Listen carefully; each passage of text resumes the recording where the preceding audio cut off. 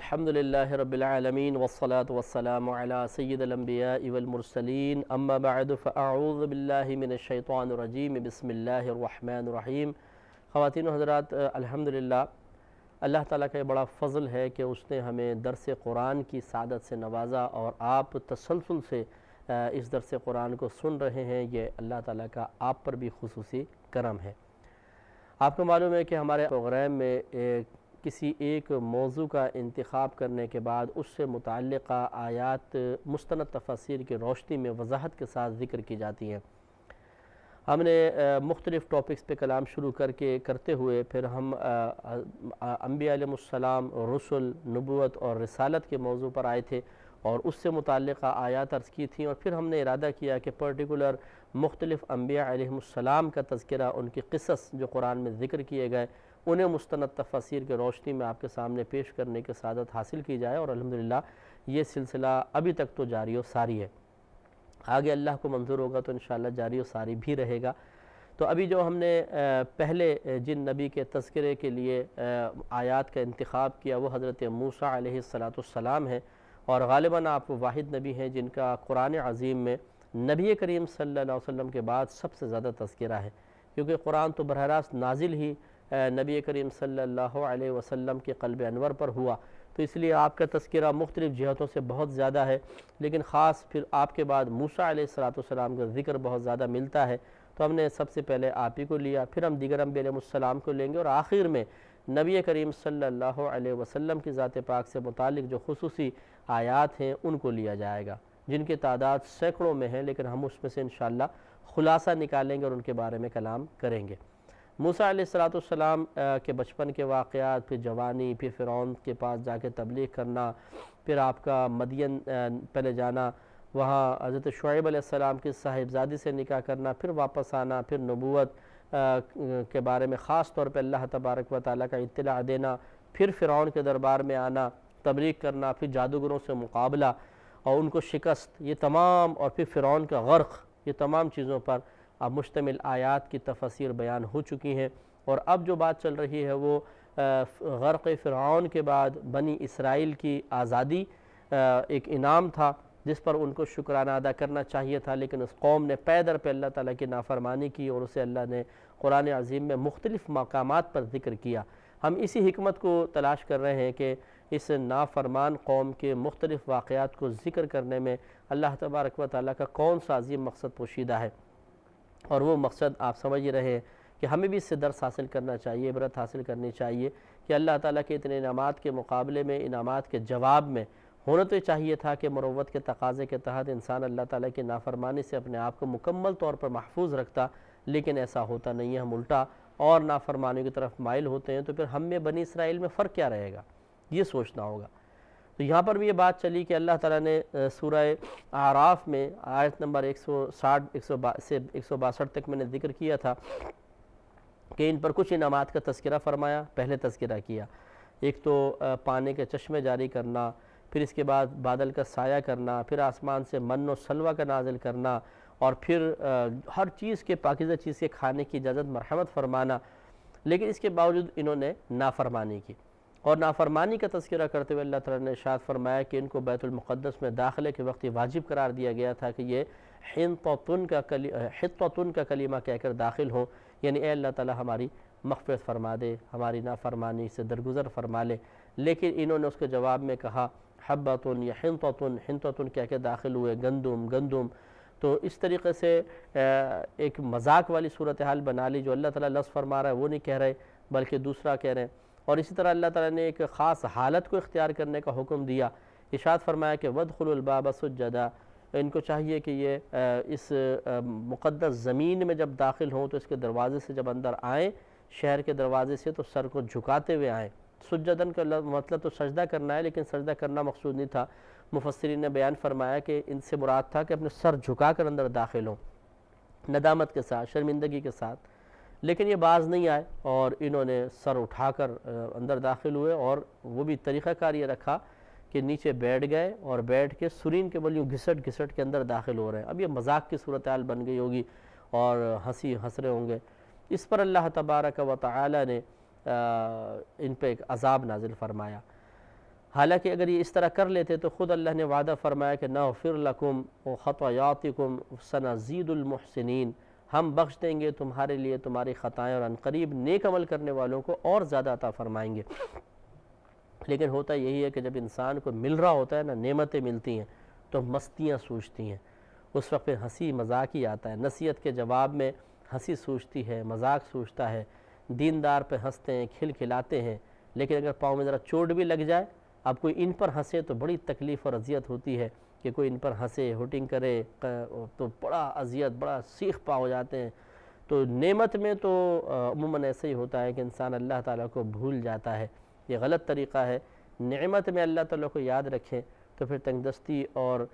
جب پریشانیاں آتی ہیں اس وقت اللہ تعالیٰ کو پکارنا اچھا بھی لگتا ہے کہ ہاں چلو دونوں میں توازن رکھا، نعمت میں تو اللہ کو بھول جائیں اور جب بیماری ہو پریشانی ہو تو پھر اللہ تعالیٰ کی طرف رجوع کر لیں۔ یہ عجیب و غریب ہماری منطق ہے، ایسا نہیں ہونا چاہیے۔ تو اللہ تعالیٰ نے ہم سے بھی بہت سی چیزوں کا وعدہ فرمایا ہوا ہے،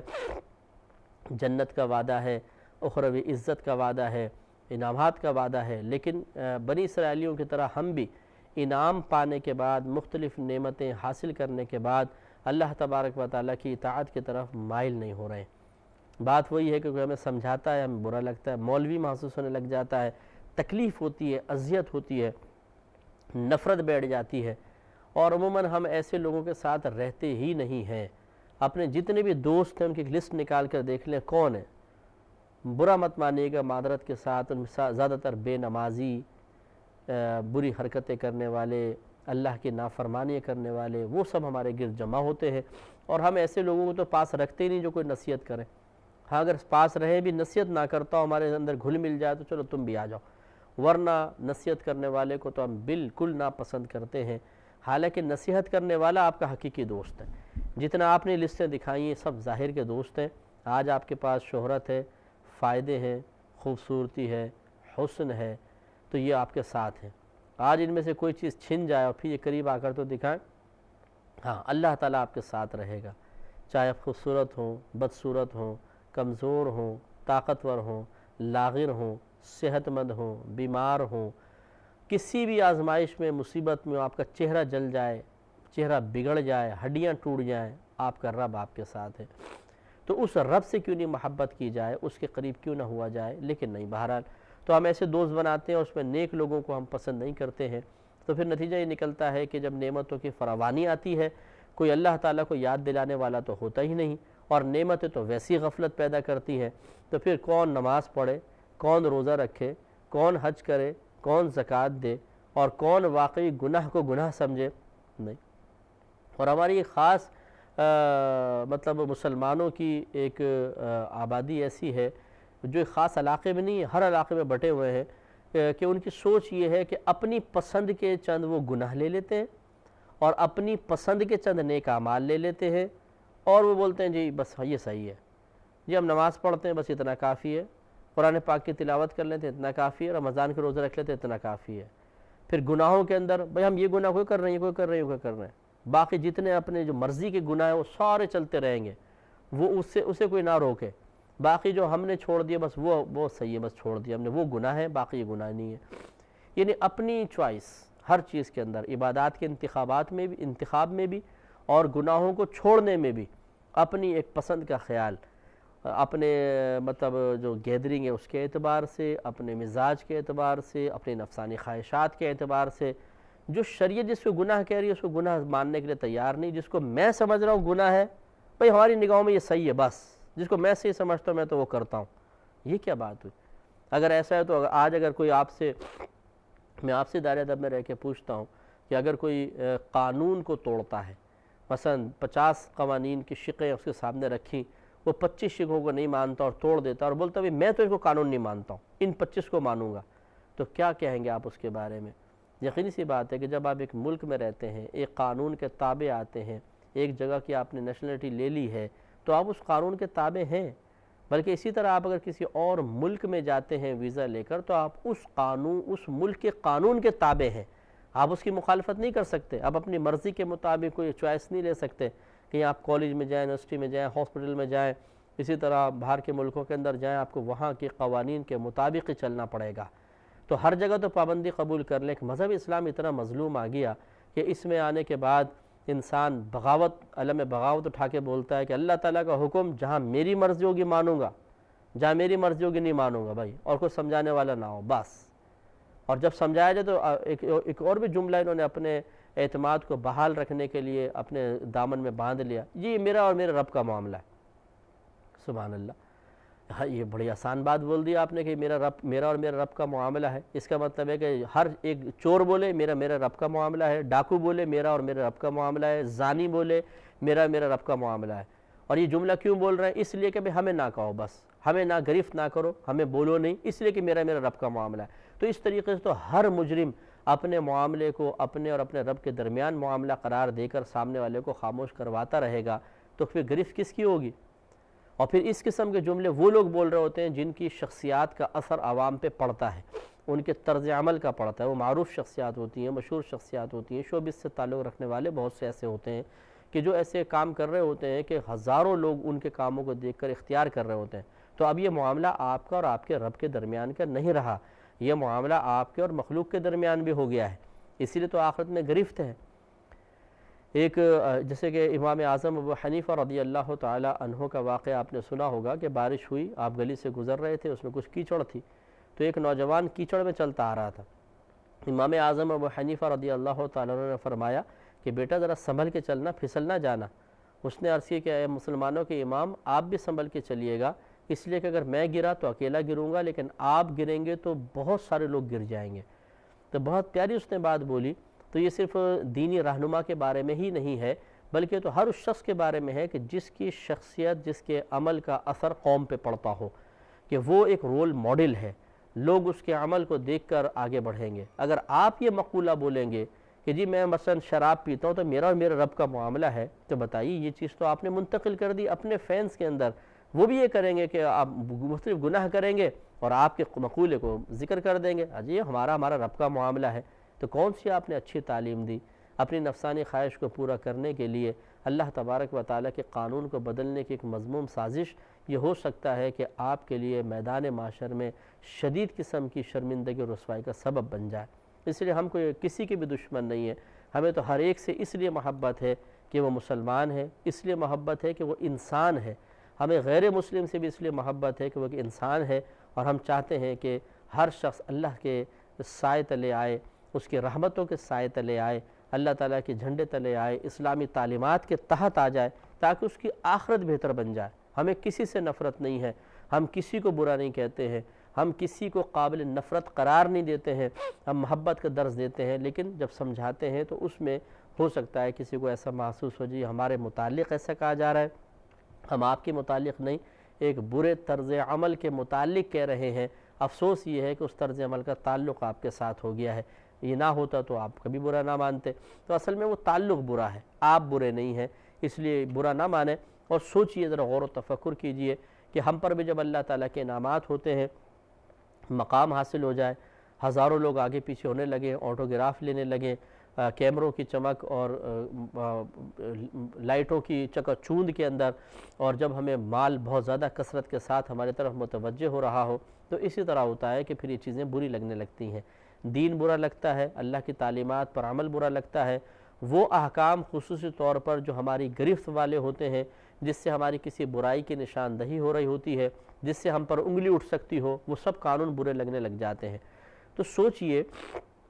کہ جب ہم باہر کے ملکوں میں جا کر وہاں کے ملک کے قوانین کی مکمل طور پہ پاسداری کرتے ہیں، بلکہ تعریف کرتے ہیں، بڑا اچھا قانون ہے، دیکھو کتنا اچھا نظام بنا ہوا ہے، تو اسلام کا بھی تو اپنے قانون ہے، اسلام کے قانون کو اتنا معمولی اور حقیر کیوں سمجھا جاتا ہے؟ اسے بھی تو مکمل طور پہ فالو کریں، اس کے بارے میں بھی تو غور و تفکر کریں۔ تو اس لیے یہ سمجھنے کی ضرورت ہے، انسان اسی طرح زندگی گزار کر اور نافرمانی کے اندر مر جائے گا اور بعد میں جا کے پچھتائے گا۔ تو خلاصہ کلام یہ ہے کہ اگر ہم اس طرح گناہ کر رہے ہیں تو کس پر ظلم کر رہے ہیں؟ اپنی جان پر، کیونکہ بری موت انہی برے اعمال کے نتیجے میں آتی ہے،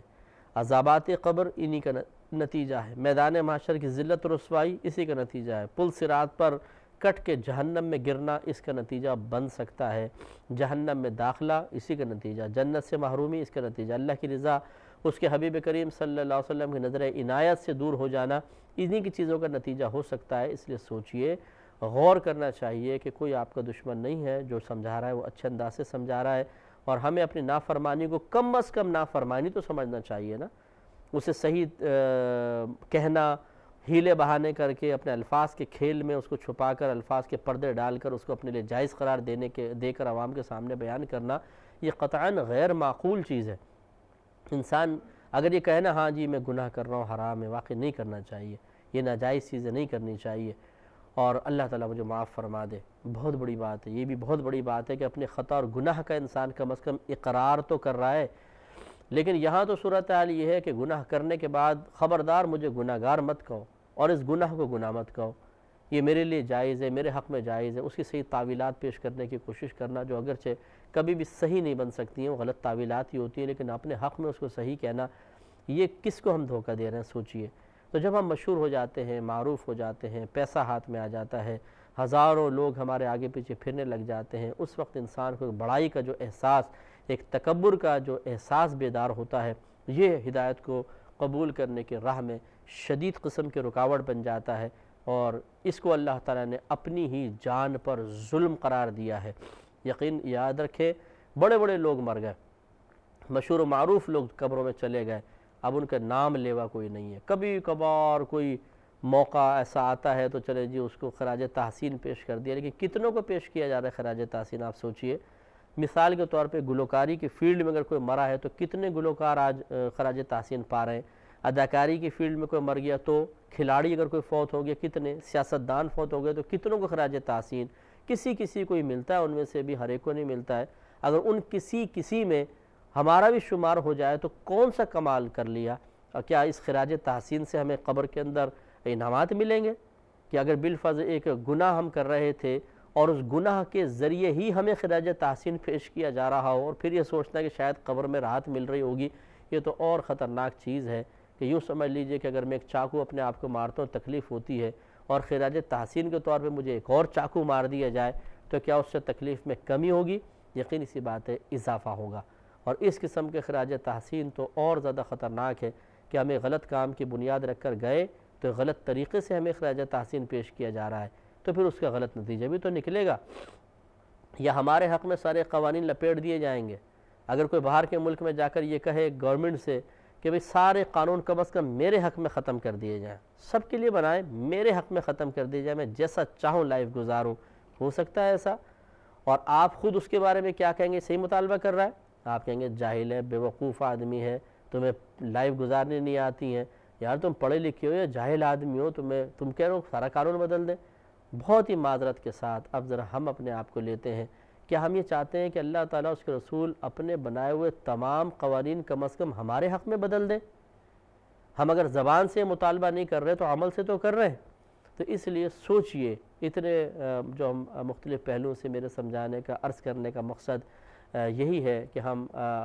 مسلمان بھائی بہن ذرا سوچیں، غور و تفکر کریں۔ موت کا ایک جھٹکا بہت کچھ یاد دلا دے گا۔ یہ شہرت ہمیشہ نہیں رہنے والی، دولت ہمیشہ نہیں رہے گی، صحت ہمیشہ نہیں رہے گی، حسن و جمال کبھی کسی کے پاس نہیں رہا ہے، قبر کی مٹی نے سب کچھ اپنے اندر لے لیا ہے۔ کیسے کیسے حسین لوگ ہیں جو قبروں کے اندر پڑے ہوئے ہیں، آج وہی حسین لوگ جن کے چہرے کی جھلک دیکھنے کے لیے لوگ ترستے تھے، تڑپتے تھے، پریشان ہوتے تھے، آج ان کی قبر کھود کر دیکھ لیں، ہڈیوں کا ڈھانچہ بنا ہوا ہے، دانت باہر کو نکلے ہوئے، آنکھیں کیڑے کھا گئے ہیں، بال بکھر گئے ہیں، منہ پھٹ گیا ہے، جا کر دیکھیں آپ ان کو اور عبرت حاصل کریں،